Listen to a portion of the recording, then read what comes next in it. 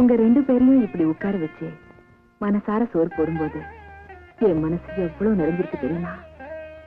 நானும் பொழைச்சேங்கிறதுக்கு இந்த ஒரு நாள் போதும்பா. நீங்கா என்னென்னமோ பேசுறீங்க, நீங்களும் சாப்பிடுங்க. ராஜாத்தே, நாங்க 2 பேரும் உன் பக்கத்துல உட்கார கூட யோகியதை இல்லாத கேடு கெட்ட ஜென்மங்க தெரியுமா? இன்னைக்கு அதெல்லாம் நீ இந்த வீட்டுக்குள்ள காலடி வச்சு விளக்கெத்தின பிறகு மாறி போச்சு. இவனை இப்படி ஒரு மனுஷனா பாக்குறதுக்காக நான் எத்தனை வருஷமா அடைஞ்சிருப்பேன் தெரியுமா? என்னால முடியல தாயே, உன்னால முடிஞ்சிருக்கு. அது என்னமோ தெரியல, இவனை கண்டிக்கவும் முடியல, தண்டிக்கவும் முடியல. இவன் செய்யற தப்பெல்லாம் பார்க்கும்போது அப்படியே உயிரோட கொண்டு போட்டலாம்னு வெறி வரும். ஆனா அக்கா பசிக்குது சோறு போடுன்னு கேட்டதும் அத்தனை வெறியும் அடங்கி போயிடும் தெரியுமா? ராசத்தே, இவ்வளவு கஷ்டத்திலையும் நான் ஏன் இவனுக்கு காசு பணம் கொடுக்கல தெரியுமா? நான் செஞ்ச பாவத்தினாலதான் இவனுக்கு இப்படி ஆயிடுச்சோங்கிற பயம்தான். நீ வந்த பிறகுதான் எனக்கு அந்த புத்தியே வந்தது.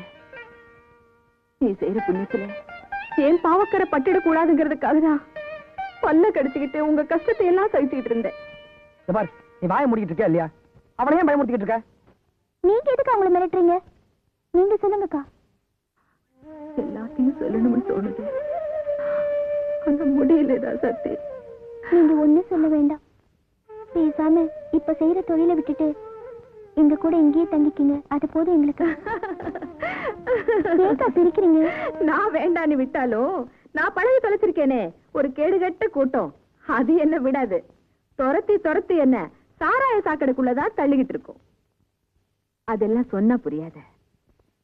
எனக்கு சாவுன்னு ஒண்ணு என்னைக்கு வருதோ அன்னைக்குதான் சமாதியும் கிடைக்கும், நிம்மதியும் கிடைக்கும். அது வரைக்கும் இருந்து தொலைக்க வேண்டியதுதான், வேற வழியே இல்லை.